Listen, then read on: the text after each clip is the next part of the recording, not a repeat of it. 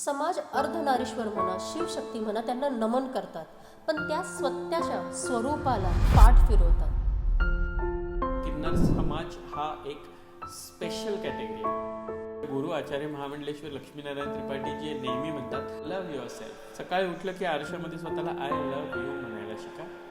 सनातन धर्मापासून जेव्हा आमची सुरुवात झाली, देव, दानव, यक्ष, गंधर्व, किन्नर, अप्सरा, यक्षिणी, संत, महात्मा, तदनंतर नरनारी श्रेणी.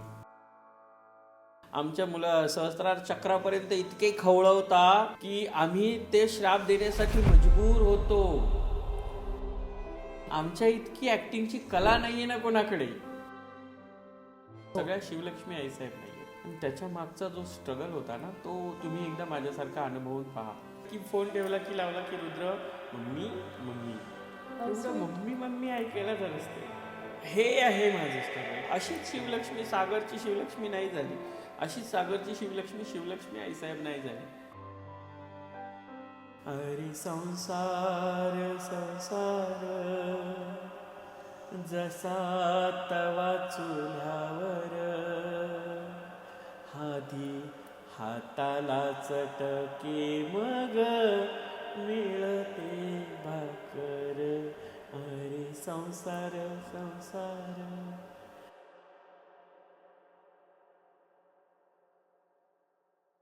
समाज अर्धनारीश्वर म्हणा, शिवशक्ती म्हणा, त्यांना नमन करतात, पण त्या स्वतःच्या स्वरूपाला पाठ फिरवतात, अत्याचार करतात, शोषण करतात, त्यांना नाही ते घाण घाण बोलतात. मात्र असं का? चला आज ह्याच विषयावर आपण बोलूया. मी स्वागत करते आपले स्पेशल स्पीकरचं, श्री श्री श्री 1008 महामंडलेश्वर स्वामी डॉक्टर शिवलक्ष्मीचं, ज्यांना लोक प्रेमाने आईसाहेब देखील म्हणतात. हर हर महादेव, जय श्री महाकाल, ओम नमो नारायण. खूप खूप धन्यवाद नमिताजी. आपण मला मस्त मराठी चर्चासारख्या प्लॅटफॉर्मवर चर्चा करण्यासाठी बोलवलं. आणि मला निवांत वेळ नसतो आणि मला वाटतं की जेव्हा जेव्हा मला शांतता हवी असते तेव्हा तेव्हा आजकाल मी पॉडकास्टला जाऊन बसते. आणि खूप कमी होस्ट असे असतात की ज्यांच्यासोबत गप्पा मारताना ना खूप मज्जा येते, खूप एन्जॉय करावं असं वाटतं.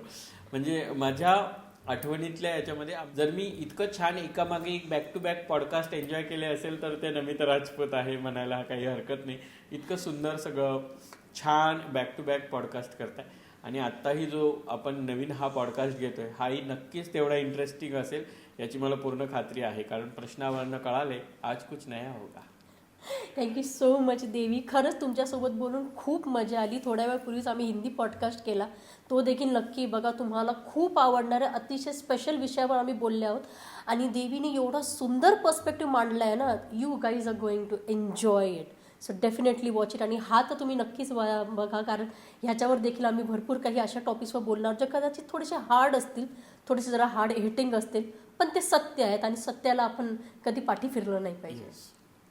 सो देवी, आता तुम्ही अर्धनारीश्वरचं स्वरूप आहात, शिवशक्तीचं स्वरूप आहात, तुम्ही आई आहात, तुम्ही स्वतःमध्ये संपूर्ण आहात देवी. जे त्या दिवशी तुम्हाला खरंच कळलं की तुम्ही काय आहात, तुम्ही बाकीच्या लोकांपासून फार वेगळे आहात, त्या दिवशी तुम्हाला कसं वाटलं? मी बाकीच्या लोकांपेक्षा वेगळं म्हणण्यापेक्षा देवाने मला काहीतरी स्पेशल बनवलं याचा आनंद होता करत होतो. कारण हे बघा, आपण ना आयुष्यामध्ये 84 लक्ष जन्म फिरून आल्यानंतर आपल्याला स्त्री किंवा पुरुष देह मिळतो.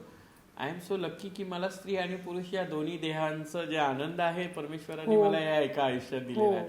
आणि शिवशक्ती म्हणा किंवा शक्तीशिवाय शिव सुद्धा शव आहेत, बरोबर, आणि शिवांशिवाय शक्ती सुद्धा निर्विकार आहे. त्यामुळे आपल्याला शिव आणि शक्ती या दोन्हींचं एकत्रित स्वरूप म्हटलं जाणं याच्या मागेही आध्यात्मिक कारणं आहेत. आणि त्या आध्यात्मिक कारणांबद्दल मी नेहमी बोलत असते. आणि त्याच आध्यात्मिक कारणामुळे मी स्वतःला नेहमी स्पेशल समजते. मीच नाही तर संपूर्ण किन्नर समाज हा एक स्पेशल कॅटेगरी आहे.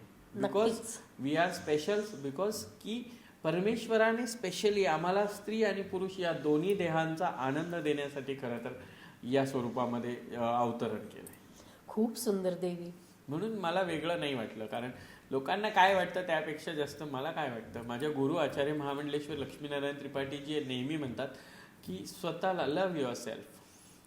सकाळी उठलं की आरशामध्ये स्वतःला आय लव्ह यू म्हणायला शिका. आपण स्वतःवर प्रेम करा, लोक आपोआप आपल्या प्रेम करतील. आपण स्वतःवर प्रेम करण्यासाठी आहोत.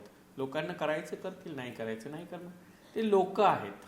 4 लोग तो बोलेंगे. मी ते 4 लोक पण भेटत नाहीत मला.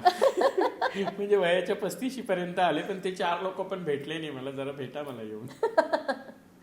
पण देवी तुम्ही खूप छान बोलात की सकाळी उठून आरशामध्ये स्वतःला बघून आय लव्ह यू म्हणा. बोलतो ना की ते एक म्हण आहे की चॅरिटी बिगिन्स ॲट होम. म्हणजे कुठे ना कुठे जो चेंज असतो, जो आपल्याला बदलाव स्वतःमध्ये किंवा इव्हन समाजामध्ये पण करायचा असतो, तो आपल्यापासूनच सुरू होतो. येस.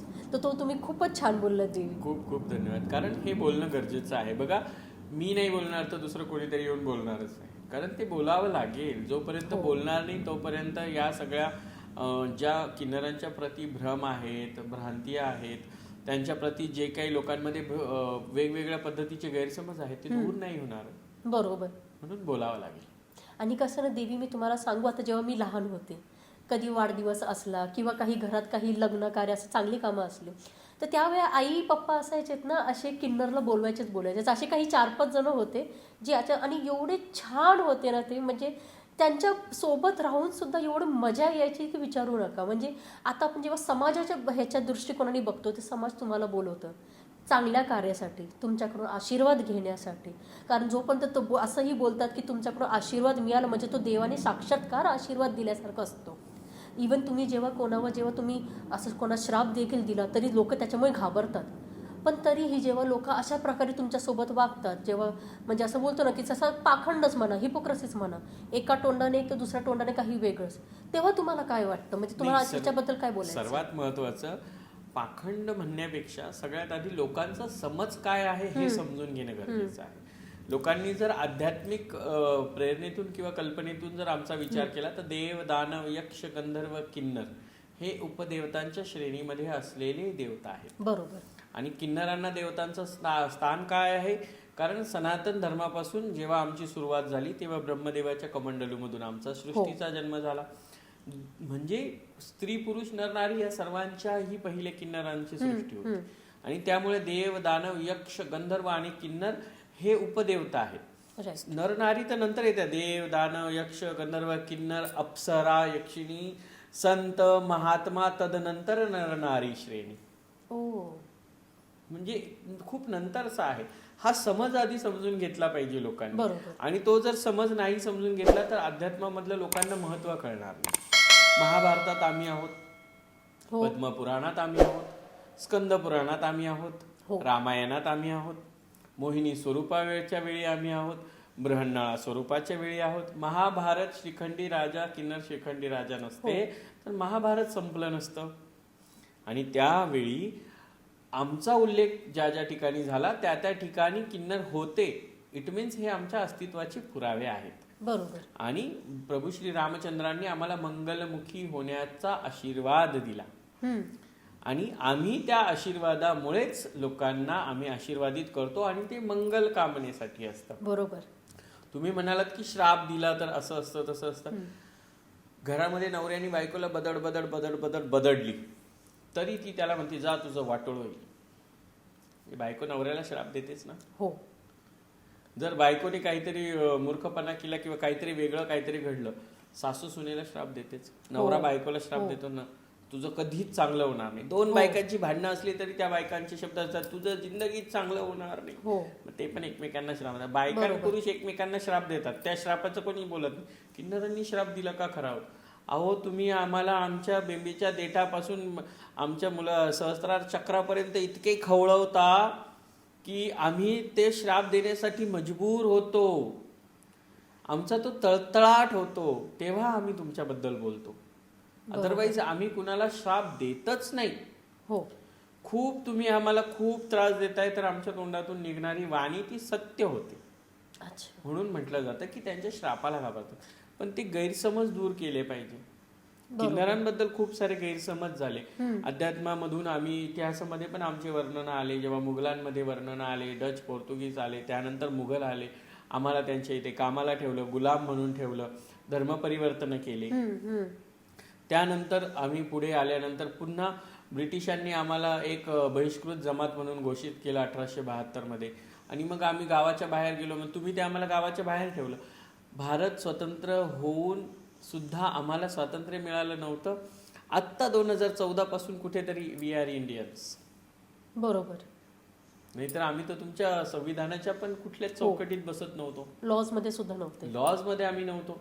आत्ता 2019 मध्ये transgender protection act NALSA judgment 2019 आला, बरोबर. ज्याच्यामध्ये तुम्ही मला किन्नर, हिजडा, गूढ किंवा मला अब्यूज केलं, हरॅश केलं, माझ्या गत आयुष्याबद्दल बदनाम केलं, तर मी तुमच्यावर transgender protection act section 18C प्रमाणे गुन्हा दाखल करू शकतो. करेक्ट. अॅट्रॉसिटी टाइप्सचे गुन्हे तुमच्यावर मी ट्रान्सजेंडर प्रोटेक्शन ऍक्ट नुसार दाखल करू शकते. म्हणजे ट्रान्सजेंडर प्रोटेक्शन ऍक्ट हा तृतीयपंथी हक्क आणि संरक्षण अधिकाराचा कायदा झाला, तेव्हा कुठेतरी आम्हाला वाटलं की नाही, आमच्यासाठी पण काहीतरी आहे. बरोबर. म्हणजे तेव्हा आम्हाला तो सन्मान मिळाला. आमचे आधार कार्ड बनले तेव्हा आम्हाला कळालं की हा आम्ही आहोत, वी आर इंडियन्स हे कळालं. आमच्यासाठी कायदा आला. 1993 पासूनची जी लढाई होती ती इथपर्यंत आली, थँक्स टू राधिका नंदगिरीजी, ज्यांना जैनब पटेलजी, की त्यांनी खरं तर ह्या सगळ्या गोष्टींसाठी पुढाकार घेतला. थँक्स टू आचार्य महामंडलेश्वर लक्ष्मीनारायण त्रिपाठीजी, त्या सोशल ऍक्टिव्हिस्ट नसत्या तर आज ह्या खूप साऱ्या गोष्टी घडल्या नसत्या. थँक्स टू गौरी सावंतजी, हो, की त्यांनी खूप साऱ्या गोष्टींसाठी प्रयत्न केले. बरोबर. ह्या सगळ्या गोष्टी होत आहेत हळूहळू. आता ट्रान्सजेंडर प्रोटेक्शन ऍक्टला हळूहळू लोकांना सांगणं गरजेचं आहे आणि लोकांना कळणं गरजेचं आहे. बऱ्याच पोलीस स्टेशन्समध्ये, CCTNS मध्ये पण अजून हा गुन्हा नोंद नाही किंवा त्यांना ते माहितीच नाही की ट्रान्सजेंडरसाठी पण आहे. तिथे पोलीस स्टेशनला जर एखाद्या किन्नराला मारलं, झोडलं, तिथे पोलीस स्टेशनला गेलं तर ते म्हणतात, निकलो तुम साले इकडे, जा उधर जाके नंगे हो जाओ, जाओ तमाशा करो, तालिया बजाव ना. तिथले ठाणे अंमलदार, API, PIsचे हे वर्ड्स आहेत, ते असे बोलतात. तेव्हा त्यांना समजावून सांगावं लागतं की तुम्ही बघा, आमच्याबद्दल असा असा कायदा आहे आणि तुम्हाला त्याच्या अंडर गुन्हा दाखल करायचा आहे. जसं स्त्रीचा विनयभंगाचा गुन्हा दाखवला होता तसं आमच्यासाठी पण गुन्हे आहेत. बरोबर. तेव्हा लोकांना माहीत झालं. हे भ्रम लोकांच्या मनामध्ये पाखंडासारखे जमवून राहिले. बरोबर. अदरवाईज आम्ही पण तुमच्यासारखेच आहोत. आम्ही काही वेगळ्या कुणाच्या स्वरूपातून जन्म घेतलाय का? नाही. आम्ही पण आई बापाच्या पोटी जन्म घेतलाय, तुम्ही पण आई बापाच्या पोटी जन्म घेतलाय आणि तेच सत्य आहे. नंतर ती वयाच्या 7व्या, 8व्या, 13व्या वर्षापासून जेव्हा हार्मोनल इम्बॅलन्स व्हायला सुरुवात होते, त्या हार्मोन्सच्या इम्बॅलन्सिंगमुळे होणारे बदल हे आम्हाला ट्रान्समेन किंवा ट्रान्सवुमन्स होण्यापर्यंत नेऊन पोहोचवतात. राईट.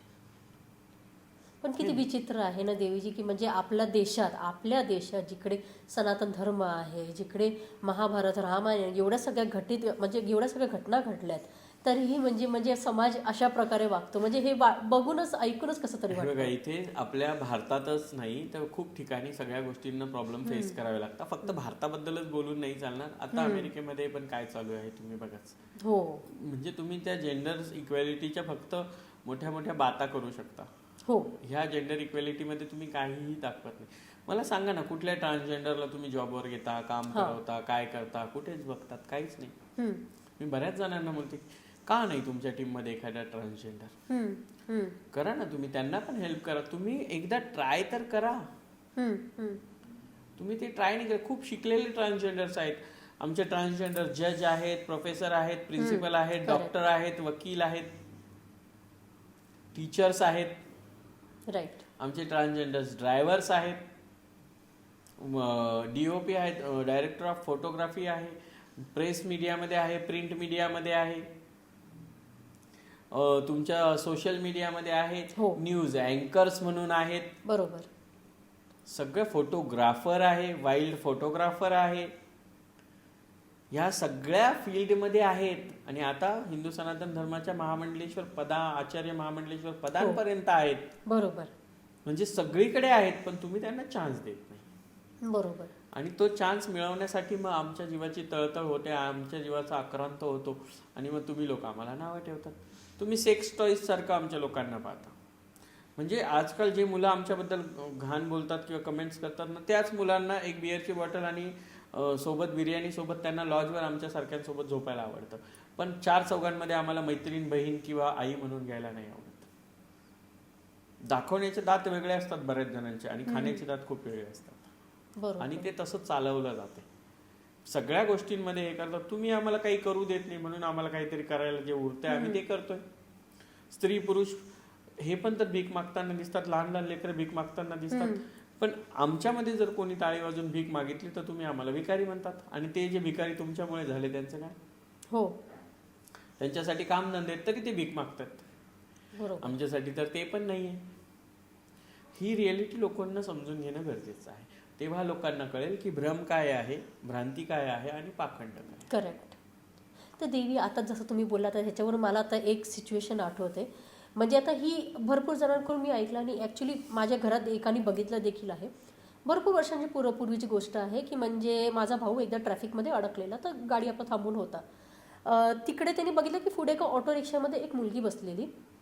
कुठून तरी एक किन्नर आला, त्यांनी तिच्याकडे भीक मागायला सुरू केली. तर तिने नाही म्हटलं, असं काहीतरी झालं. पण नंतर तो तिला हात वगैरे लावायला लागला, तिला थोडा हॅरेस करायला लागला. तर माझ्या भावाला हे पटलं नाही आणि त्यांनी उतरून अक्षरशः त्याला खूप मारलं. तर हा झाला एक इन्सिडेंट. असेच जेव्हा आता आपण कधी कधी न्यूजमध्ये बघतो, न्यूजमध्ये सुद्धा असे भरपूर लोक बघतात की लोकल ट्रेन्स म्हणा, असं म्हणा, तिकडे किन्नर लोक खूप म्हणजे हॅरेस करतात. ह्याच्याबद्दल तुमचं काय म्हणणं आहे? इतका छान प्रश्न आहे ना, मला ह्या प्रश्नावर बोलायचंच होतं. सगळ्यात महत्वाचं, सगळे पुरुष सारखे असतात का? नाही. पुरुषांमध्ये बलात्कारी पण आहेत, हो. पुरुषांमध्ये दरोडेखोर पण आहेत, पुरुषांमध्ये चोर पण आहेत. हो. स्त्रियांमध्ये सगळ्या स्त्रिया सारख्या आहेत का? नाही. स्त्रियांमध्ये अबला पण आहेत, स्त्रियांमध्ये सबला पण आहेत, स्त्रियांमध्ये पण डाकू आहेत. हो. स्त्रियांमध्ये पण चोर आहेत. करेक्ट. स्त्रियांमध्ये पण मर्डरर आहेत, स्त्रियांमध्ये पण ड्रग्ज डीलर्स आहेत. राईट. तुमच्यामध्ये सगळे सारखे आहेत का स्त्री पुरुषांमध्ये? नाही. मग आमच्याकडून का अपेक्षा सगळे सारखे असण्याची करता? आमच्यामध्ये पण एखादा नालायक असू शकतो ना. बरोबर. Very good point. आमच्यामध्ये पण एखादा नालायक असू शकतो. जशी हाताची पाचही बोटं सारखी नसतात, तशीच आमच्यामध्ये पण सर्वजण सारखे नसतात. We are demigods. हे तुम्ही मान्य करायला शिका. आम्ही पण डेमिगॉड सारखे राहायला शिकतोय. Very valid point. येस. म्हणून तुम्ही स्त्री पुरुष त्यांच्या तत्वांबद्दल बोला. ते काय करतात, अरे बायका ड्रमांमध्ये पण नवऱ्याला मारून टाकणाऱ्या बायका आहेत इथे. आम्ही तर आमच्या प्रियकरासाठी स्वतःचा जीव लटकवतो. बरोबर. हे समजा. तर हे इन्सिडेंट खरं तर कामात. तो 1 मिनिटाचा पिक्चर असतो की ज्या पिक्चरमध्ये तुम्ही काहीतरी बघता आणि त्याच्यावरनं तुम्ही हे करता. जसं आमच्यात तसंच सेम आहे, तुमच्यात सगळे सेम नाही, तसं आमच्यात सगळे सेम नाही. आमच्यामध्ये काही आहेत की जे आमच्यासारखे नाही आहेत. Very valid point. आता तुम्ही जसं पिक्चरचं बोललात देवी, आता पिक्चरमध्ये सुद्धा आता भरपूर आता मूवीज येतात बॉलिवूडचे वगैरे असे. आता रिसेंटली अजून एक मूवी आलेली जो म्हणजे रिमेक होता लक्ष्मी करून. तर असे जेव्हा तुम्ही मूवीज बघता तेव्हा तुम्हाला काय वाटतं की म्हणजे ते बरोबर प्रोजेक्ट केले जात आहेत की ते चुकीचे प्रोजेक्ट होतात? तुमचं काय मत आहे त्याच्याबद्दल? प्रोजेक्ट हे बघा, पैसा कमावण्यासाठी केल्या जाणारी गोष्ट म्हणजे फिल्म आहे, बरोबर. आणि पैसा कमवण्यासाठी केली जाणारी किंवा त्याच्यातून काहीतरी अर्निंग असतं म्हणून प्रोडक्शन हाऊसेस आहेत. फक्त तिथे आम्हाला त्रास काय माहिती आहे का, की अरे हत्तेकट्टे पुरुष किन्नरांच्या ऍक्टिंग करतायत. खूप ऍक्टर्स आहेत ना आमच्याकडे. ओके. आमच्या इतकी ऍक्टिंगची कला नाहीये ना कोणाकडे. बरोबर. किन्नरांच्या पार्टसाठी किन्नरांना घ्या ना. का पुरुषांना साड्या घालून तुम्हाला त्यांना त्यांची ऍक्टिंग दाखवायची आहे? बरोबर आहे की नाही? का तुम्हाला करायचंय? तुम्ही प्रॉपरली तिथे एखाद्या किन्नराला चान्स द्या. बरोबर. खूप खूप खूप खूप खूप किन्नर आहेत जे तुम्हाला टीव्हीच्या शोजच्या माध्यमातून दिसतील की जे ट्रान्सजेंडर स्वतः काही फिल्म्समध्ये करतात. पण का हिरोईन म्हणून का नको? किती सुंदर सुंदर ट्रान्सजेंडर आहेत. खूप सुंदर. म्हणजे रिसेंटली एक व्हिडिओ सुद्धा व्हायरल झालेला. सुंदर. म्हणजे ती चक्क स्त्रियांना कॉम्प्लेक्स दिली, एवढं सुंदर होती ती. क्या सुंदर आहेत. सगळे आहेत ट्रान्सजेंडर्स एवढे सुंदर. हो. फक्त तुमचं नजरिया बदलायची गरज. बरोबर. म्हणून फिल्म्स मध्ये काय दाखवतात ते ती फिल्म आहे, हो, ते आयुष्य नाही आहे. बरोबर. त्याच्यामध्ये काहीही दाखवू शकता. Real life is not real life आणि रिअल लाईफ मध्ये खूप फरक असतो. माझ्या रिअल लाईफ मध्ये आणि माझ्या रिअल लाईफ मध्ये पण खूप फरक आहे ना. तर त्या सगळ्या गोष्टी समजून घेणं. हे बघा, एक सोशल लाईफ वेगळी असते आणि पर्सनल लाईफ वेगळी असते. बरोबर. जेव्हा सोशल लाईफमध्ये काही गोष्टी वेगळ्या पद्धतीने असतात ना, तर त्या पर्सनल लाईफमध्ये वेगळ्याही असू शकतात. बरोबर. हे समजून घेणं गरजेचं आहे. मी घरातून बाहेर पडले की मी महामंडलेश्वर डॉक्टर शिवलक्ष्मी आई साहेब आहे, पण त्याच घराच्या चौकटीमध्ये मी कुणाची तरी पत्नी, कुणाची तरी सून, कुणाची तरी भाऊजई आहे. बरोबर. कुणाची तरी आई आहे. हो. त्यामुळे मलाही त्या कर्तव्यांमधून जावं लागतं. हेच सेम फिल्म हाऊसेस आणि प्रोडक्शन हाऊसेसच्या बाबतीत आहे. त्या स्टोरीज आहेत, त्या काल्पनिक कथा आहेत ज्या तुमच्या समोर पैसा कमवण्यासाठी बनवल्या जातात. हो. एंटरटेनमेंट. पण ते एंटरटेनमेंट सारखंच पहा, पण तिथे जिथे ट्रान्सजेंडरची गरज आहे तिथे ट्रान्सजेंडर्सला घ्या. करेक्ट. ॲटलिस्ट त्यांना प्लॅटफॉर्म मिळेल. बरोबर. ओके.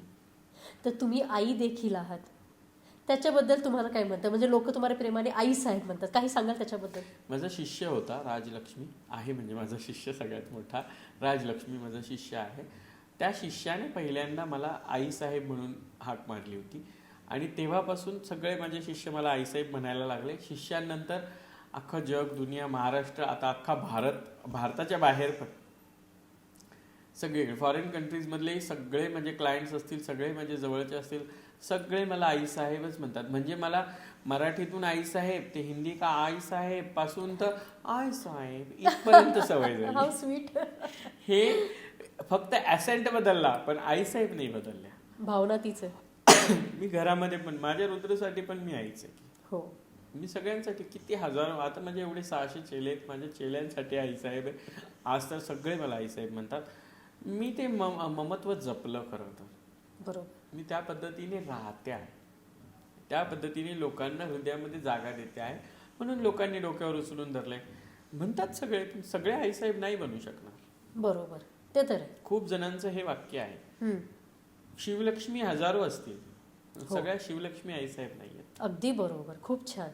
कुणीच कोणाचंच नाव इतकं ब्रँडमध्ये मी नाही ऐकलं की जे शिवलक्ष्मी आईसाहेब. तुम्हाला आईसाहेब म्हटलं की शिवलक्ष्मी आईसाहेब आठवतं. बरोबर. हा खूप मोठा मान आहे. हे इथपर्यंत अस्तित्व पोहोचवणं इतकं सोपं नव्हतं.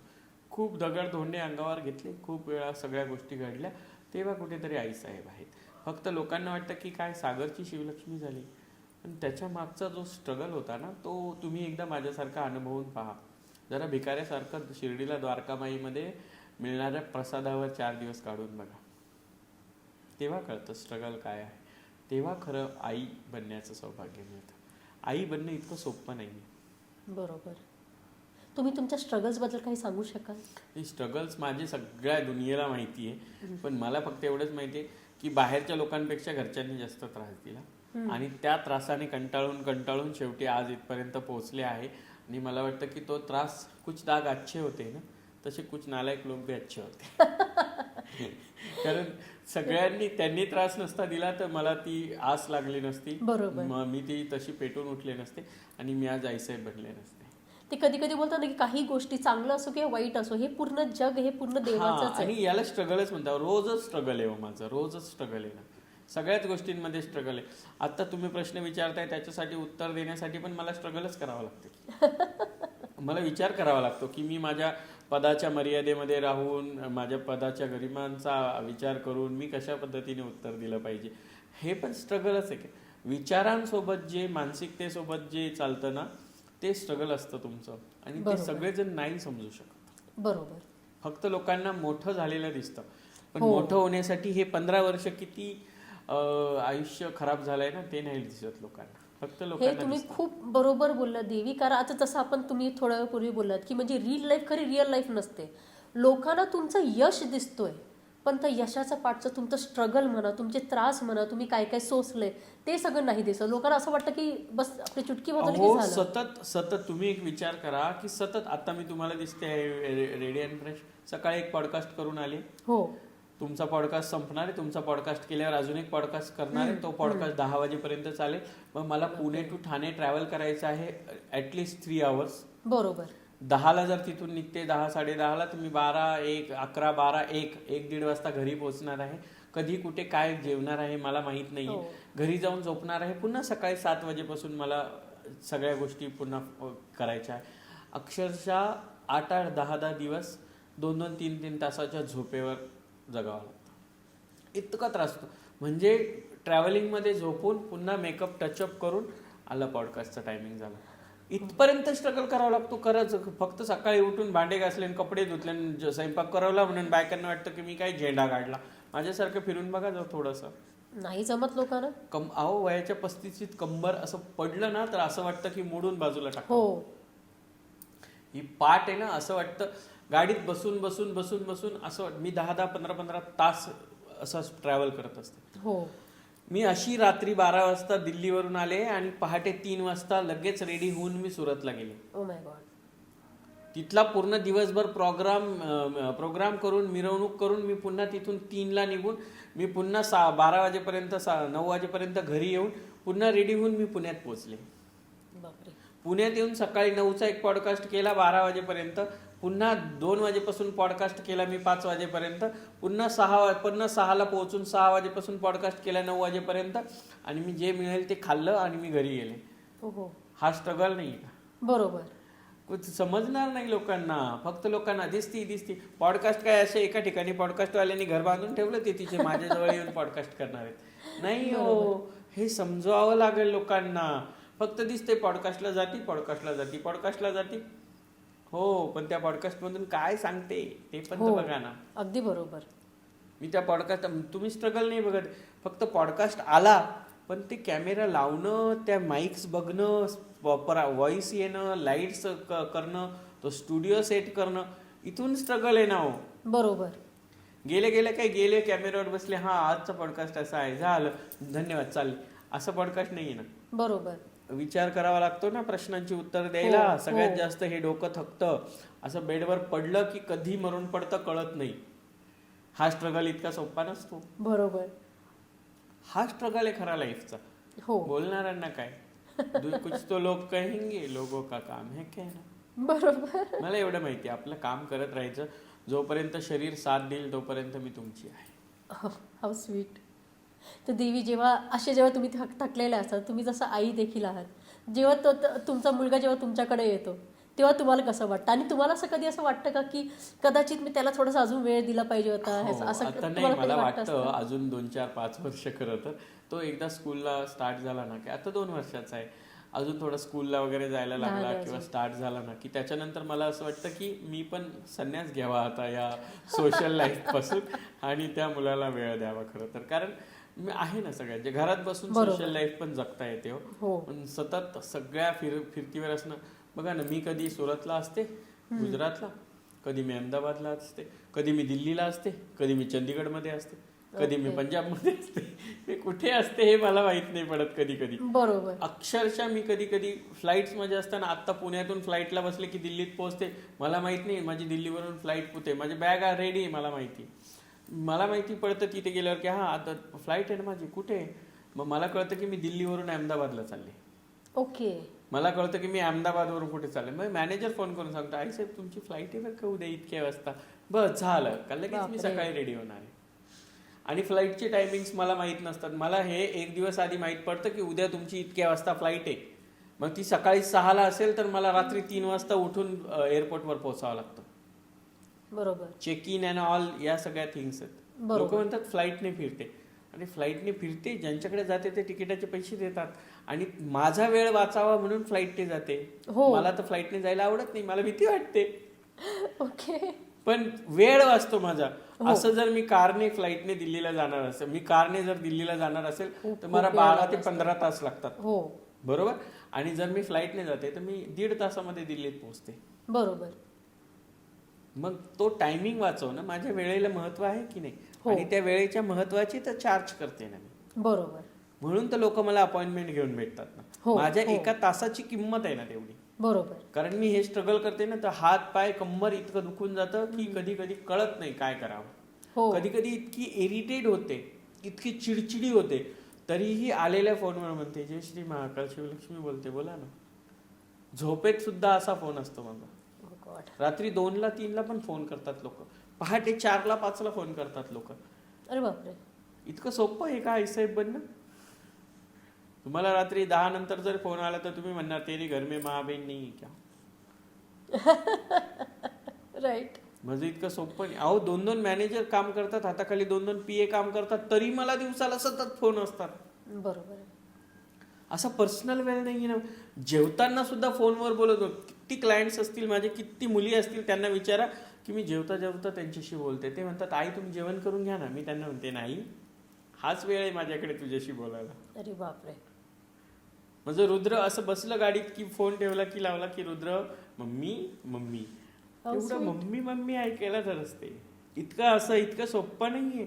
कोणी पण उठलं, कोणी झालं की आलं जय शिव, स्वतःला आईसाहेब स्वतः. एवढं सोपं नाहीये आईसाहेब बनणं. जेव्हा तो एक आवाज असतो ना की मम्मी मम्मीचा, तो मम्मी मम्मी आवाज जगण्यासाठी शिवलक्ष्मी आईस आहे. बरोबर. जेव्हा तुम्ही मुली तुम्हाला मेसेज करता, तुमचे चेले, माझे चेला आहे पंकजा लक्ष्मी, पूर्वा लक्ष्मी, शुभ्रा लक्ष्मी, मयुरी लक्ष्मी, हे जेव्हा कॉल करतात ना की आई कुठे, तुम्ही जेवल्या का, हे आहे माझं स्ट्रगल. की तेव्हा मला कळतं की आहे, लोकांना नाही दिसत हे सगळं. अहो खूप खूप कठीण असतं सोशल पर्सन होणं, इतकं सोपं नाही आहे कोणी सोशल.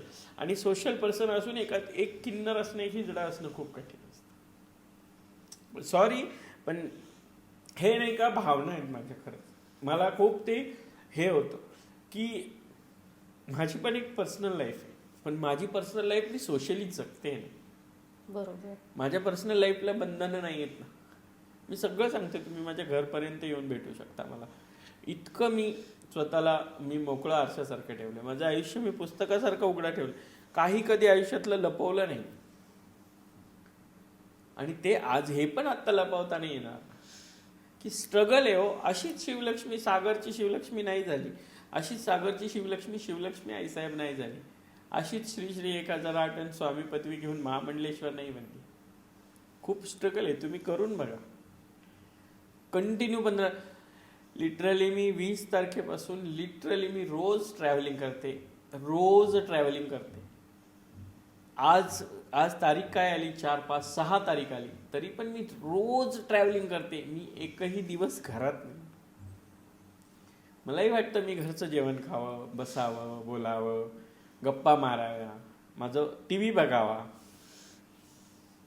घरात बसून आवडीचे पदार्थ बनवावे, मला जे आवडतं ते बनवावं. काय आवडतं यांना, त्यांना आवडीचं बनवतं. मलाही वाटतं मी सासू सासऱ्यांमध्ये बसावं, त्यांना काय आवडतं ते करून द्यावं. नाही समजू शकत लोक. हे अश्रू नाही आहेत, हे तुमचं प्रेम आहे. की हो, तुम्ही, मला माहिती, तुम्ही मला शिवलक्ष्मी आईसाहेब बनवलंय, तुम्ही मला आईसाहेब केलंय. आईसाहेब हा एक ब्रँड झालाय ना, तर हे तुमच्या प्रेमाने झालाय. आणि मला हे अबाधित राखण्यासाठी एवढं तुम्ही सामर्थ्य देताना, हे ते अश्रू आहेत. हे अश्रू माझं सामर्थ्य आहे. की येस, एवढं थकते मी, तरी पण मी आहे अजून बसले. इथून उठून दुसरा पॉडकास्ट करायला जायचं. आईसाहेब, मी तुम्हाला खरं मनाने सांगते, मी स्वतः एक आई आहे. तुमच्या प्रत्येकी भावना मला समजतायत. म्हणजे तुम्ही रडतायत, मला कसं तरी होत आहे. कारण हे भावना आहेत. हा, नाही, तुम्ही बिलकुल काळजी करू नका. तुम्ही एकट्या नाही आहात. तुमच्यासारखा भरपूर आमच्यासारख्या स्त्रिया देखील तुमच्या सोबत आहेत आईसाहेब.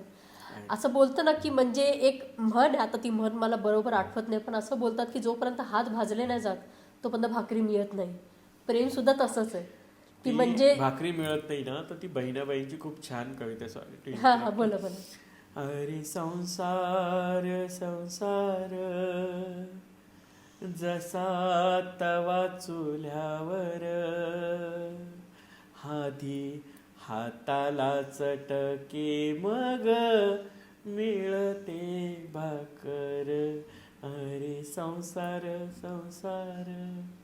म्हणजे हा संसार असा आहे, हाताला चटका लागल्याशिवाय भाकर मिळत नाही. आणि माहेर वगैरे तर या सगळ्या गोष्टी माझ्यापासून तुटल्याच आहे. आता लहान भाऊ आहे कुणाल, किंवा माझी बहीण आहे जया, की ते ॲटलिस्ट मला हे करतात. माझ्या आई आहेत, पार्वती आई, म्हणजे माझ्या रिअल आई आता नाही आहेत, पण माझ्या रिअल आई पार्वती आई ज्या धुळ्याच्या महामंडलेश्वर आहेत, महामंडलेश्वर पार्वती नंदगिरीजी, जेव्हाही जाते ना की त्यांच्या मिठीत गेले ना की सगळं आयुष्य मिळतं मला. आणि मला पण कधी कधी मी म्हणजे खानदेशी भागात जाते ना, तर मग मला पण घरचं आईच्या हातचं खावंसं नाही वाटत का लेकराला. सगळ्यांना माझ्या हातचं खायचं असतं की आईसाहेब तुम्ही स्वयंपाक छान करतात, पण मला पण ह्या सगळ्या गोष्टींचे फील. ते गाणं तुम्ही ऐकलं, खानदेशीमध्ये गाणं आहे बघा ते, अशी खावीशी वाट सवल्या खोबराने खीर, पण माहेर दूर दूर, हे असे गाणे आहेत. ही खूप म्हणजे काही गाणे आहेत माझ्या गाडीमध्ये, हेच गाणे असतात खरंच. हे खानदेशी गाणं आहे की अशी खावीशी वाटस ओल्या खोबऱ्याने खीर, पण माहेर दूर दूर, गहू दयस बाजरी दयस. मला पण माझ्या आईच्या हातचं खावशी वाटत असेल की आहे हो. असं स्ट्रगल इतकं सोपं नाही. आईसाहेब बनणं काही एवढं सोपं नाही. कसं आहे ना आईसाहेब, जोपर्यंत देव बघतोय ना माणसाचा विचारच करायचा नाही. बस हो, माहीत नाही पुढचं भविष्य काय असतं माहीत नाही, पण आहेत सगळ्या आयुष्यामध्ये लिहिलेल्या गोष्टी आहे. मला आहे माझा शेवट येईल त्या दिवशी, शेवटचा श्वास असेल परमेश्वराच्या हातात. डे नाईट ट्रॅव्हलिंग करत असते मी, डे नाईट ट्रॅव्हलिंग करते की thanks to my driver Prashant. Okay. की तो बिचारा मला, मी कितीही थकलेली असू द्या, कितीही हे असू द्या, एक्साइटेड असू द्या, कशीही असू द्या, चिडलेली असू द्या, तो बिचारा म्हणतो तुम्ही आराम करा, मी तुम्हाला घरी बरोबर पोहोचवतो. बरोबर.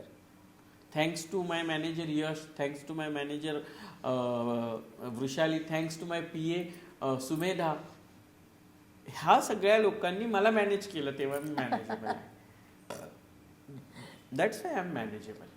आणि कसं आहे ना आईसाहेब, असं देखील असतं, म्हणजे ही गोष्ट मी देखील एक बघितली आहे की आयुष्यात आपले जे सगळे संबंधी, आता बोलतो ना आपले जे नातेवाईक असं म्हणा, त्याच्यापेक्षा जास्त जे अनोळखी माणसं असतात ते खरं जास्त मदत करतात. येस, मी आज जर एक ब्रँड बनवू शकले तर माझ्या गुरूंचा आशीर्वाद आहे, माझ्या आई वडिलांची पुण्य आहे. माझ्या गुरु आचार्य महामंडलेश्वर लक्ष्मीनारायण त्रिपाठीजींचे खूप आशीर्वाद आहेत माझ्यासोबत. इथे आता पॉडकास्टला येताना पण मी त्यांच्याशी बोलत होते की माझ्या गुरूंचा प्रत्येक पॉडकास्टला जाताना मी त्यांचा आशीर्वाद घेते की प्रत्येक वेळी गुरुच्या आशीर्वादाची गरज आहे. बरोबर. प्रत्येक वेळी मला वाटतं की मी सगळ्यांशी कनेक्टेड राहावं, सगळ्यांना राहावं. माझे गुरु म्हणतात की तू पुढे जा, बरोबर. तो माझा आनंद आहे, बरोबर. ती माझी गुरुदक्षिणा आहे. राईट. हे माझ्या आई पार्वती आईंकडे जाते तेव्हा माझी आई म्हणते की तू खूप मोठी हो, मला फक्त तुला मोठी होताना बघायचं. तू आता खूप मोठी आहे, तरी पण तू अजून खूप मोठी हो. मला खूप गर्व वाटतो की तू माझी लेक आहे. बरोबर. हे माझे पार्वती आई म्हणतात. म्हणजे तेव्हा मला कळतं. माझ्या सासूबाई आशाबाई म्हणतात की आम्हाला गर्व आहे, शिवलक्ष्मी आमची सून आहे. लोक म्हणतात आईसाहेब आईसाहेब आईसाहेब, पण लोक आम्हाला म्हणतात आईसाहेब तुमची सून आहे. बरोबर. आम्हाला तेव्हा गर्व वाटतो की काय माझ्या सुनेचं नाव आहे. बरोबर. हे बोलणं, हे ऐकणं म्हणजे आईसाहेब. माझे चेले म्हणतात हा आम्ही शिवलक्ष्मी आईसाहेबांचे चेले. राईट. माझी पूर्वा लक्ष्मी, माझी अक्षदा लक्ष्मी, माझ्या चेल्यासाठी स्टँड गेले वगैरे, माझी अक्षदा लक्ष्मी आहे, माझी प्रेमा लक्ष्मी इथे पुण्यात आहे. हे सगळे शिष्य माझे आहेत ना, माझी नंदा आहे, प्रगती आहे, खूप शिष्य आहेत. प्रत्येकाचं नाव एवढं सोपं घेणं नाहीये मला, पण हे सगळे चेले आहेत ना, हे माझं अस्तित्व आहे. हो. आणि मग हे अशा पॉडकास्टमधून येऊन मला हे चान्स देतात तुमच्यासारखी लोक, हे माझं अस्तित्व आहे. आणि हे कॅमेरा पर्सन्स जे मला छान एडिट करून लोकांसमोर प्रेझेंट करतात, ते माझं अस्तित्व आहे. सहज शिवलक्ष्मी नाही झाली ना. नाही, ते तर खरं आहे. आणि खरंच म्हणजे सांगू ना तुम्हाला देवी, की म्हणजे तुम्ही बोलता ना की म्हणजे आता ही गोष्ट मी तुम्हाला नंतर सांगणार होती, पण चला आता पॉडकास्टमध्ये आला तर मी तुम्हाला सांगते की तुमची एक वाईब आहे, एक बोलते ना एक वाईब असते माणसाची. आणि त्या माणसाला त्यावर समोर असणं गरजेचं नसतं. त्या माणसाचं काही बोला, व्हिडिओज म्हणा किंवा काही सोशल प्रेझेन्स म्हणा, त्याच्याने सुद्धा ते वाईब्स पसरतात. म्हणजे आता तुमचा आज पॉडकास्ट होणार होता, तर मी माझे काही स्पीकर्स होते जे आता माझ्या चांगले मित्रमैत्रिणी पण आहेत, त्यांना मी सांगितलं की डॉक्टर शिवलक्ष्मी येणार आहेत माझ्या पॉडकास्टमध्ये. तुम्ही विचार नाही कराल, त्यांनी तुम्हाला बघितलं नाही, एखाद दुसरा कुठला व्हिडिओ बघायचा, पण ते पण बोललेत की आम्हाला त्यांना भेटायचं आहे. ते एवढ्या छान पर्सनॅलिटी आहेत की आम्हाला त्यांना भेटायचं आहे. तर तुम्ही खरंच म्हणजे असे देवी, तुम्ही हॅट्स ऑफ टू यू. तुम्ही अतिशय परफेक्ट आहात. स्वतःला कधीही तुम्ही असं समजू नका, तुमच्यासारखे आम्ही भरपूर आहोत तुमच्यासोबत. आपण सगळ्या जगात. खूप धन्यवाद याच्यासाठी. परमेश्वराची कृपा अशीच असीम माझ्यावरती राहते. आणि तुम्ही खरोखर म्हणजे आता जसं तुम्ही मोटिवेशनल स्पीकर आहात, तुम्ही एवढं छान बोलता, एवढं सुंदर बोलता, तुमचं नॉलेज केवढं आहे. म्हणजे दशमहाविद्या, तर दशमहाविद्याचं नॉलेजमध्ये किती जणांना आहे, किती जण बरोबर बोलतात, पण तुम्हाला त्याचं परफेक्ट नॉलेज आहे. तुम्ही आता महामंडलेश्वरचे सुद्धा एक मेंबर आहात, म्हणजे खूप मोठी गोष्ट झाली आता. छान आहे सगळं. असंच अजून खूप साऱ्या पॉडकास्टमधून असंच तुमच्यासमोर मराठी चर्चा करायला येईलच. मस्त मराठी चर्चामध्ये यायला परत एकदा आवडेल एका नवीन विषयासोबत. नक्कीच. तर देवी, आता जसं तुम्ही आता आपण दशमहाविद्याबद्दल आता बोललो आपण, तुम्हाला त्याचं भरपूर नॉलेज आहे. तर हा जो तंत्र म्हणतो आपण, तंत्र हा जो एक सब्जेक्ट म्हणतो, आता माझ्या हिशेबाने प्रत्येकाला हा सब्जेक्ट जमत नाही. प्रत्येकजण नॅचरली त्याला अट्रॅक्ट होत नाही. तुम्हाला काय वाटलं, तुम्ही या सब्जेक्टकडे स्वतःच अट्रॅक्ट झाला की काही असं काही घडलं की तुम्हाला वाटलं की या सब्जेक्टमध्ये आपण अजून रिसर्च करावं? नाही, याच्या मागची स्टोरी कशी आहे माहिती आहे का? जेव्हा व्यक्ती एकांतात जातो ना, तेव्हा तो आपोआप भगवंताकडे आकर्षित होतो. बरोबर. मी अशीच एकांतामुळे खरं तर भगवंताकडे आकर्षित झाले होते. आणि त्यानंतर मी हळूहळू तंत्र साधना वगैरे या सगळ्या गोष्टींमध्ये होते. पण हे मला कधी असं सोशली कोणाला सांगायची गरज नव्हती. बरोबर. खूप लोक आहेत ज्यांना माहिती आहे मी काय आहे. बरोबर.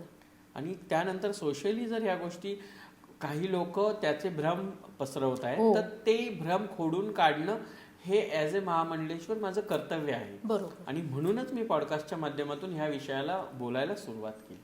दशमहाविद्या इतका सोपा आणि छोटा विषय नाहीये हो. की त्याच्याबद्दल कोणी येतं माझ्याकडे यक्षिणी डंकिनी कर्णपिशाचिनी आहे, हे आहे, ते आहे, ते आहे. मी खूप वेळा चॅलेंज देऊन झाला त्यांना रिक्वेस्ट पण करून झाली एका पॉडकास्टमध्ये तुमच्या, ओके. की काय येतं तुम्हाला, मला दाखवा येऊन. बरोबर. उगाच लोकांमध्ये ना भीतीदायक वातावरण पसरवू नका. मग आपल्या महाराष्ट्रात मी अंधश्रद्धा निर्मूलन कायदा आहे आपल्या महाराष्ट्रात, तरी सुद्धा लोकांचे एवढे थोतांड चाललेत, पाखंड चाललेत. आपलं पुणे बघा, हा पुणे तर म्हणजे आहे बाबा, पुण्यामध्ये भरपूर सगळ्या केसेस आहेत. गोष्टींबद्दल बोललं पाहिजे. बरोबर. एखादा बाबा मठामध्ये जाऊन बसतो आणि तो बाबा अचानक वेगळ्या पद्धतीने लोकांसमोर येतो. काय विद्येचं माहेरघर आहे. हो. आणि ह्या विद्येच्या माहेरघरामध्ये खूप खूप गोष्टी घडतात. मुंबईमध्ये किती, तर मुंबई तर भूलभुलई आहे. किती कानेकोपऱ्यात काय काय घडतं.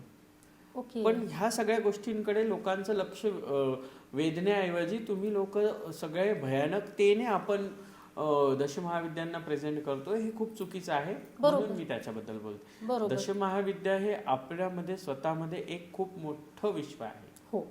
आणि त्या विश्वाला समजण्यासाठी खरं मला त्यात उतरायचं होतं. ओके. तर तुम्हाला पण कधी अशी रिक्वेस्ट येतात का देवी, म्हणजे असं काही करून द्या, तसं काही करून द्या, असं काही रिक्वेस्ट येतात तुमच्याकडे? डॉक्टरेट आहे मी त्याच्यात. प्रॉपरली माझ्या अपॉइंटमेंट्स होतात. प्रॉपरली मी असं दरबार वगैरे माझ्याकडे नाहीये. मी दरबार मांडत नाही. I am very professional. की माझ्याकडे येणारी लोकही तेवढी प्रोफेशनल असतात की प्रत्येकाच्या लाईफमध्ये प्रत्येकाला एक प्रॉब्लेम असतो. बरोबर. आता थोडंच आपल्या इकडे घ्या, मगरपट्टा सिटी, किंवा तुम्ही थोडंसं असं धनकवडी, थोडंसं आपण हिंजेवाडी, वाकड, तुम्ही विमाननगर, किंवा तुम्ही थोडासा हडपसर मगरपट्टा वगैरे घ्या. तिकडे ना काही फॅमिली स्टेटस असे आहेत.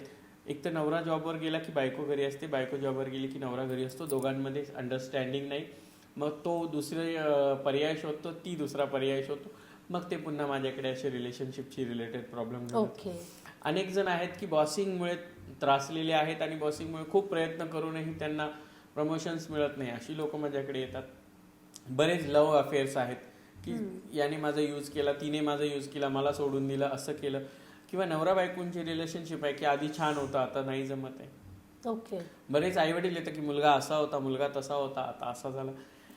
या सगळ्या गोष्टी प्रोफेशनली हँडल करण्यासाठी मी, माझ्या अपॉइंटमेंट चार्जेबल असतात. हो. मी चार्जेबल अपॉइंटमेंट्स घेऊन लोकांना तेवढा वेळ देते आणि त्यांच्या शंकांचं निरसन करते. बरोबर. शंकांचं निरसन दोन्ही पद्धतीने केलं जातं. एक सगळ्यात पहिले सायंटिफिक त्याच्या मागे काही रिझन्स आहे का हे बघणं गरजेचं असतं. हो. जर सायंटिफिक रिझन्स नसतील तर त्याला ॲस्ट्रॉलॉजीप्रमाणे किंवा तंत्र साधनेप्रमाणे किंवा न्यूमरॉलॉजीशी रिलेटेड किंवा वास्तूशी रिलेटेड, ज्योतिषशास्त्राशी रिलेटेड काही प्रॉब्लेम्स आहेत का ते चेक करून मग त्यांना सोल्युशन्स दिले जातात. बरोबर. हे प्रॉपरली काम होणं गरजेचं आहे. असे खूप आहेत की ज्यांना खूप प्रॉब्लेम आहे. त्याच्यामुळे मी त्यांना व्हिडिओच्या माध्यमातून सांगते मी इथे येणार आहे, मी तिथे येणार आहे. आणि लोक येतात. आपण दिवसाला 10, 15, 20 अशा अपॉइंटमेंट्स असतात. पण मी डेली 10च अपॉइंटमेंट घेते. आणि 10 अपॉइंटमेंटमध्ये सपोज तुम्ही विचार करा 1 तासभर एक फॅमिली वेळ घेते, तर 10 तास म्हणजे दिवसाचे 10 तास त्या क्लायंट्समध्ये जातात. बट प्रोफेशनली त्यांना सिंगल वेळ मिळाला पाहिजे. नाही की गर्दीमध्ये बसून मला त्यांच्याशी चर्चा करावी लागेल. प्रत्येकाचं लाईफ हे खूप पर्सनल आहे. बरोबर. आणि पर्सनल लाईफमध्ये पण पर्सनल लाईफ ठेवणे ही एक कला असते. बरोबर. म्हणून मी त्यांच्या पर्सनल लाईफला पण पर्सनल ठेवण्यासाठी प्रोफेशनली अपॉइंटमेंट घेते. मग देवी, आता जसं तुम्ही सांगितलं की लोक तुमच्याकडे भरपूर वेळा त्यांचे काही प्रॉब्लेम्स असतात, रिलेशनशिप म्हणा, काही प्रॉब्लेम्स घेऊन असे येतात. तुम्हाला असं देखील कधी असं कुठला प्रॉब्लेम मिळाला आहे का की म्हणजे आता जसं तुम्ही सांगितलं की भरपूर सोशल मीडियावर असे पाखंडी लोक असतात, आमच्याकडे हे आहे आणि आमच्याकडे ते आहे, त्यांच्यामुळे कोणाचं तरी नुकसान झालं आणि ते आता तुमच्याकडे आले तेव्हा तुम्हाला कळतं की बाबा असं काहीतरी चुकीचं झालेत की खूप खूप खूप केसेस आहेत असे. आणि असे खूप बाबा लोक आहे की ज्यांच्याकडे जाऊन काही क्लायंट्स लोकांचं फायनान्शियल, मेंटली, सगळ्या पद्धतीने सोशली नुकसान झालेलं आहे. आणि ते लोक येऊन प्रूफ्स घेऊन येतात की बघा आम्हाला असं हे केलंय, मला तसं केलंय. आणि अशा पद्धतीने त्या लोकांचे येतात. पण मी कोणाला काहीच बोलत नाही. त्यांना उत्तर प्लॅटफॉर्म आहे माझ्याकडे, त्या प्लॅटफॉर्मच्या माध्यमातून देते. ओके. सबका कच्चा चिठ्ठा लिखा हुआ है. ओके. ओके. वक्त आएगा तो सब बाहर निकलेगा. असं मग आहे. देवीची मी इनफॅक्ट रिसेंटली एक आर्टिकल देखील वाचलेला, तो जरा मला थोडा शॉकिंग वाटला, की आता जसं तुम्ही सांगितलं की भरपूर पाखंडी, भरपूर ढोंगी बाबा वगैरे आहेत. तर आता एक म्हणजे असं कोणीतरी खूप स्टडी केला त्या विषयावर, आणि त्यांनी काय केलं, आता जी करंट जी सिच्युएशन आहे, जी लोक आहेत त्यांच्यावर त्यांनी रिलेट केलं. त्यांनी सांगितलं की तुम्ही बघा आजच्या तारखेला जगात काय चाललंय. माणूस रस्त्यावरून चालतोय असं, पण त्याचं लक्ष नाही आहे की आजूबाजूला कोण आहे. तो असा फक्त असा झॉम्बीसारखा फक्त चाललाय, किंवा अचानक कोणामध्ये काहीतरी फालतू विषयावरून भांडणं होत आहेत. तर जगात एवढं छोटे कारणापासून काही ना काही इश्यूज होत आहेत. तर त्या माणसाने जेव्हा रूट कॉज जेव्हा फाइंड केला, तेव्हा त्याला असं मिळालं की बाबा हे अशा प्रकारे चुकीच्या गोष्टी वापरल्यामुळे आता जगाचं असं होतंय, एवढं म्हणजे वाईट चुकीच्या होतंय. गोष्टीपेक्षा गुरु शिवाय काही गोष्टींचा यूज केल्यामुळे त्याचे हानिकारक परिणाम होतात. करेक्ट. खूप आहेत की जे लोक ना अशा पद्धतीने दरबार मांडून बसलेत. आणि त्या ठिकाणी आपल्याकडे तर कायदा आहे, पण आपलं युपी बिहार, तुम्ही तिकडे जा, युपी बिहार, नजफगडकडे जा, आझमगडकडे जा, चंदीगडकडे जा, तुम्ही संगरूर मध्ये जा, हे इकडे हे रुद्रतारा हे बसलेत ना, हे सगळे फ्रॉड लोक. ते काय आहेत, रुद्रतारा रेपिस्ट आहे, विथ प्रूफ्स आपल्याकडे आहेत. बरोबर. ज्या दिवशी आपल्या समोर येऊन बसेल त्या दिवशी त्याचे चप्पल मारेल तोंडात. बरोबर है की नाही, त्या गोष्टी आहेत. ती अंजली गर्ग आहे. काय तू जर माता आहे, तू जर लोकांना संरक्षण देते, तुझं संरक्षण कोणी नाही केलं, तुला नाही अक्कल, तुला लोकांनी हाणली. बरोबर. ती ओम साई कालकावाली राशी आहे. काय केलं, तिचे लफडेच बाहेर आले ना. हो ना. काय केलं तुम्ही महाकालकान, तुम्ही सांगता की तेल घी लेके नहीं आएंगी तो माता बात नहीं करेंगी. हा, काही म्हणजे तो मूर्खपणाच आहे. काय ते चाललंय. जरा त्या सगळ्या गोष्टींबद्दल बोल नाही. मंडूकारामध्ये तो आलाय, तो पोरगा आता अचानक, आणि तो पोरगा म्हणतो माझ्यात हनुमान दे. अरे स्वयं शक्ती आहे ती, ते चिरंजीवी आहेत. हो. आणि ते चिरंजीवी तुझ्यामध्ये येतात. साक्षात हनुमानजींनी येऊन नुसती शेपूटच्या केसारी जरी हलवला तरी अख्खं विश्व हलवू शकतं. बरोबर. आणि ते तुझ्यामध्ये येत आहेत, आणि तू काय ते फ्रॉडगिरी दाखवते, नारळाला आग लावतो. अहो ते 4ला 5ला 7वीला होतं. सोडियमचे कण टाकायचे, त्याच्यावर पाणी शिंपडलं की ती आग लागते नारळाला.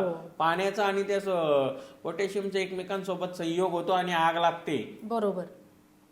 हे आपल्याला तेव्हा शिकवलं. आपल्याला शिकवलंय ते नारळाच्या याच्यात इंजेक्शननी ते लाल पाणी टाकायचं, आणि मग ते सुकलं की ते खोललं की त्याच्यात कुंकू निघाला. हो. काहीतरी लोकांना मूर्ख बनवायचे धंदे चालले ते. अशा लोकांबद्दल बोला ना तुम्ही. अशा लोकांना जाऊन कमेंट करा, आणि त्यांचे मिलियन्स मध्ये फॉलोअर्स आहेत. इव्हन लोकांना पाखंड बघायला आवडतं. रिसेंटली एक व्हिडिओ व्हायरल झाला, तुम्ही जसं बोलला तसंच मिलियन्स मध्ये आहेत, त्याला व्ह्यूज आले. त्या व्हिडिओमध्ये काय बोलले की मैंने शिव को देखा है. मी म्हणायला काही म्हणू द्या, तो ते सगुण साकार स्वरूप परमेश्वराचं कुठल्याही स्वरूपामध्ये येतं. ते दिसू दे. मी जर अघोरी स्वरूपामध्ये किंवा नागा स्वरूपामध्ये शिव पाहिले, मी शिव नाही पाहिले, पण त्यांच्या स्वरूपात कोणाला तरी मानलं. बरोबर.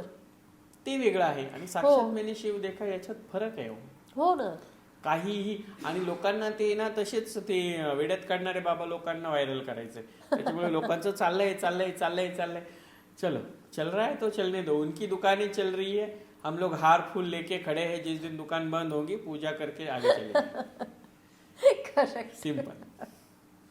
सो देवी, असं जरी म्हटलं जातं, काही लोकांचं असं म्हणणं आहे की जेव्हा जे अर्धनारीश्वर, म्हणजे तुमचं जसं अर्धनारीश्वर स्वरूप आहे किन्नरमध्ये, असं बोलतात की तुम्हाला इझिली काही नेगेटिव्हिटीज असल्या, काही स्पिरिट्स असले, काही भूत प्रेत वगैरे असले, ते दिसतात देखील आणि तुमच्यात येतात देखील. ते खरं आहे का? त्याच्यासाठी साधना असणं आवश्यक आहे.